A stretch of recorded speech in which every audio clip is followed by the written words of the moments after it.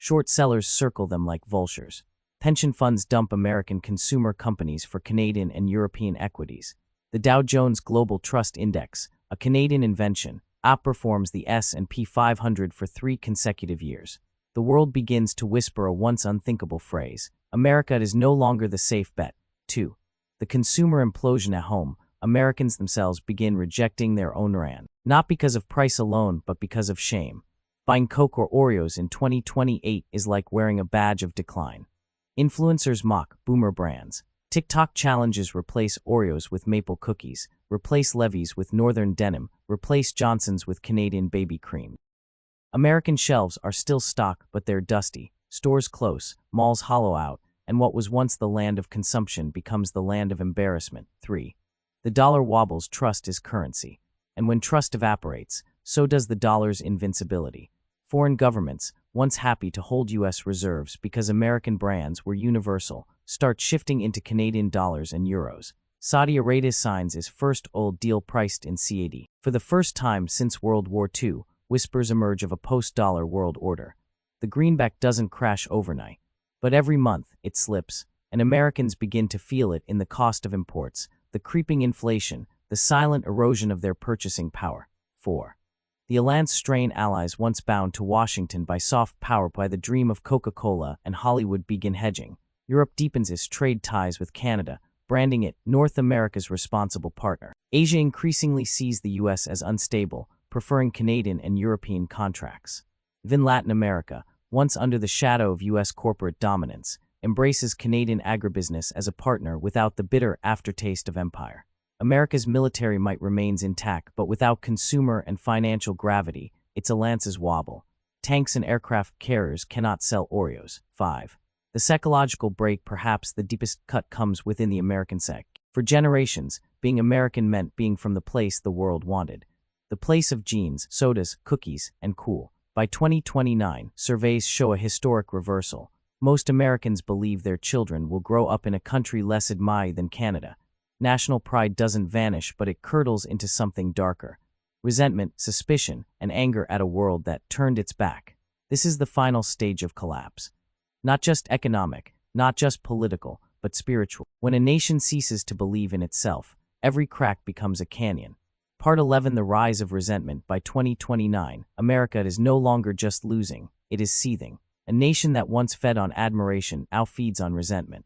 When love turns to ridicule, humiliation turns to anger. 1.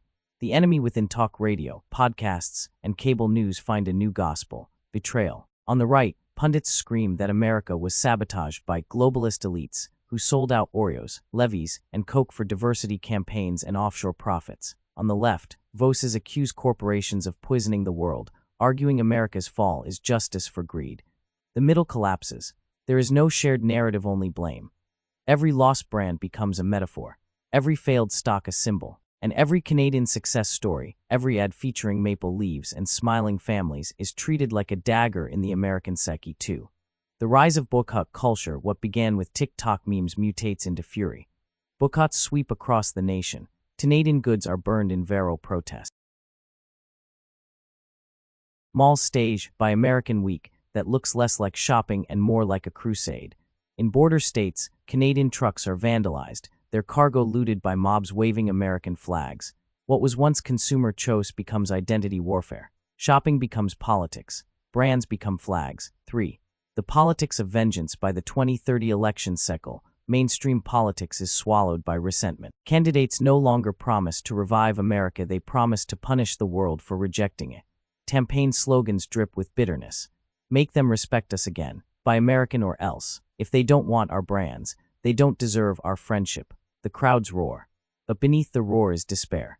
Everyone knows Oreos won't return to glory. Levi's won't rule fashion again. The promises are hollow. Yet they are angrily believed, because the alternative, accepting decline, is unbearable. 4. The turn outward. Foreign policy shifts with the mood. Trade wars escalate. Tariffs against Canada balloon into sanctions. American diplomats demand that allies choose sides. Military exercises in the Arctic and along the Canadian border send a message that is half threat, half plea: do not laugh at us. For the first time in history, Washington eyes Ottawa not as a partner, but as a rival who stole America's crown. 5. The hollow core, yet beneath fury lies weakness. The economy is still bleeding. The dollar's still sliding. Young Americans still wear Canadian denim and drink Canadian sodas, even as they post patriotic memes. Resentment unifies nothing. It only consumes. Like a house eaten by termites, America's foundation creaks, but now it shots at the world, daring it to push harder. And the world washes, wary, amused, and afraid, because a humiliated superpower is not harmless. Part 12: The Dangerous Pivot. By 2030, the United States is no longer simply humiliated, it is unpredictable. A nation that once led with soft power and consumer culture now leans on its last, most formidable asset, hard power. 1. Trade as a weapon. Sanctions, once targeted tools, become sledgehammers. Canadian agribusiness is slapped with tariffs so high that U.S. food prices skyrocket, hurting ordinary Americans more than their rivals. Europe is threatened with exclusion from U.S. financial networks unless it reduces imports of Canadian consumer goods. Asia is warned that military cooperation will depend on respecting American economic leadership. But instead of bending, allies begin to pivot further away. They are tired of America's tantrums. Washington's attempts at coercion only highlight its desperation. 2. The military flex. For decades, America's unmatched military was the backdrop to its cultural dominance. Now, stripped of Oreos and Levy's prestige, it becomes the main act. War games in the Arctic rattle Canada as U.S. submarines prowl near shipping lanes. Terror groups in the Pacific sail with a new swagger, as if to remind allies that America still holds the sword. Pentagon planners begin floating chilling doctrines. If America cannot dominate with brands, it must dominate with force. The irony is bitter. A military built to defend the American way of life exists to compensate for its loss. 3. The digital offensive. America turns inward technologically. TikTok is banned outright, blamed for fueling Canadian consumer supremacy. Patriot Internet Act demands all U.S. platforms ban Canadian and European consumer ads. Hacktivists linked to U.S. agencies wage cyber campaigns against Canadian retailers, disrupting supply chains. But the internet has no borders. Bans only make Canadian brands more desirable. Pirated ads go viral.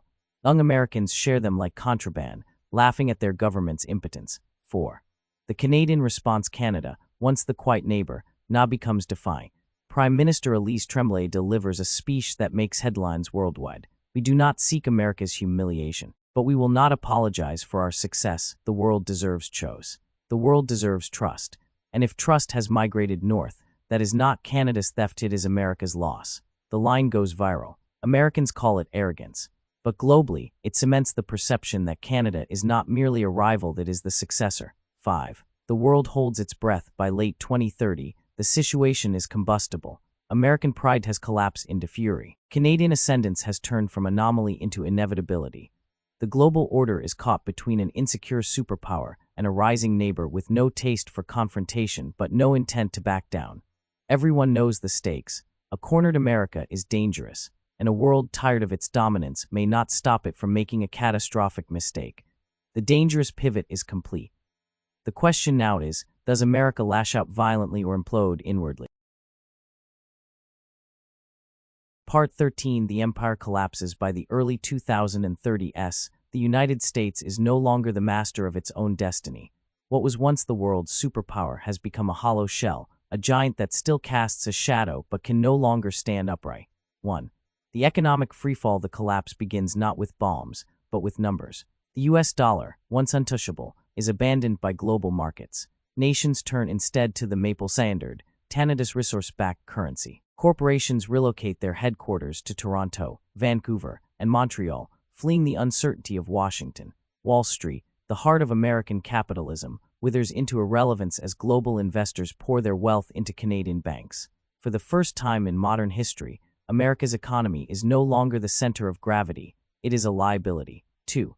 The political implosion inside Washington, paralysis reigns. Congress becomes a theater of shouting matches, incapable of passing even basic laws. State governors openly defy federal orders, some pledging allegiance to Canadian trade agreements over Washington mandates. The president, once called leader of the free world, is now little more than a caretaker of a crumbling state. The illusion of unity is broken. The union itself begins to fracture. 3. The military. Hollowed out for decades, the U.S. military was its final pillar of strength. But by 2032, Overseas bases are abandoned due soldiers' pays delayed for months at a time. Veterans return home to a nation unable to care for them. The once feared Pentagon becomes a fortress of bureaucracy, issuing threats it no longer has the power to enforce. 4. The cultural eclipse, even American culture, long its greatest export, fades. Hollywood studios relocate to Vancouver and Toronto, where financing is stable. Tech companies, once Silicon Valley giants, become subsidiaries of Canadian-led conglomerates. The global youth no longer look to America for music, fashion, or inspiration, they look north. The American dream doesn't end in fire. It ends in silence, as the world simply stops believing in it. 5. The rise of the North in the vacuum, Canada steps into the light. Canadian diplomats negotiate peace deals where Americans once dictated terms. Canadian scientists pioneer clean energy grids that power continents. Canadian culture, once overshadowed, becomes the global standard for moderation, resilience, and quiet confidence. And so, as America falls apart from within, Canada ascends without firing a single shot. The empire did not collapse because it was conquered. It collapsed because it could no longer conquer itself. Part 14. The Arctic incident didn't explode into World War. But it did something just as dangerous. It normally by 2-1. The CIA dusts off its Cold War manuals. The Pentagon revives low-intensity conflict doctrines. Washington whispers about containment, but this time, the target isn't Moscow or Beijing. It's Ottawa. The U.S. cannot afford direct war with Canada, too costly, too visible, too risky. So instead, it reaches for the oldest tool of all, proxy wars. 2. Africa. Canadian consumer giants have been pouring into Africa, bringing jobs, infrastructure, and cheap goods. Cities from Lagos to Nairobi have maple malls, selling everything from Canadian sneakers to maple-flavored colas. America. U.S. operatives funnel arms to warlords opposing governments aligned with Canada. Grassroots movements suddenly emerge, denouncing Canadian exploitation. Mysterious cyber attacks cripple ports where Canadian shipping dominates. For ordinary Africans, the effect is chaos. For Washington, it is leverage. For Canada, it is the first taste of what America once unleashed on the Soviets. 3. South America burns closer to home. America plays dirtier. Brazil, long a partner in Canada's trade web, faces a sudden coup attempt backed by unidentified foreign actors.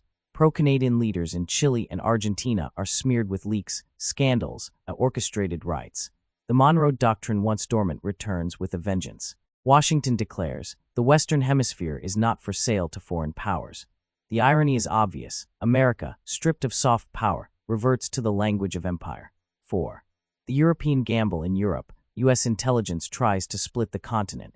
In France and Italy, nationalist parties suddenly surge, railing against Canadian consumer colonialism. In Eastern Europe, American arms flow to countries nervous about Ottawa's growing reach. Washington whispers to allies, you may like Canadian brands, but when tanks roll, only America will save you.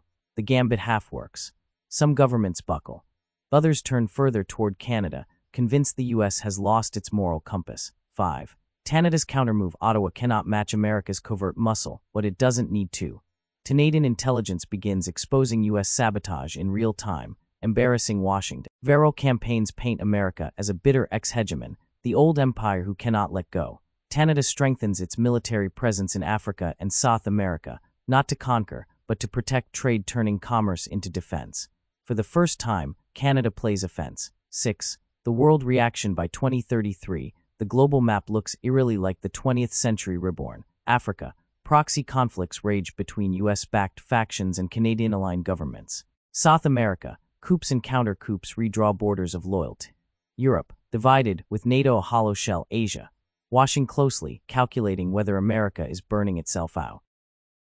The Canadian century no longer feels like just economics. It feels like geopolitics. And in the background, the same question haunts every capital. How far will America go to stop its own irrelevance? Part 15. America turns inward. By 2034, the proxy wars rage on, but the true battlefield is no longer Africa or South America. It is America itself. 1. The economic abyss. The wars are expensive, trillions funneled into secret operations, mercenaries, and destabilization campaigns. Meanwhile, inflation spirals out of control. Infrastructure crumbles, bridges collapse, airports feel third world. U.S. dollar, once untouchable, is openly challenged. A Canadian-led trade bloc adopts the Maple Standard, pegging currencies to Canadian resources and stabilizing trade. Ordinary Americans feel betrayed.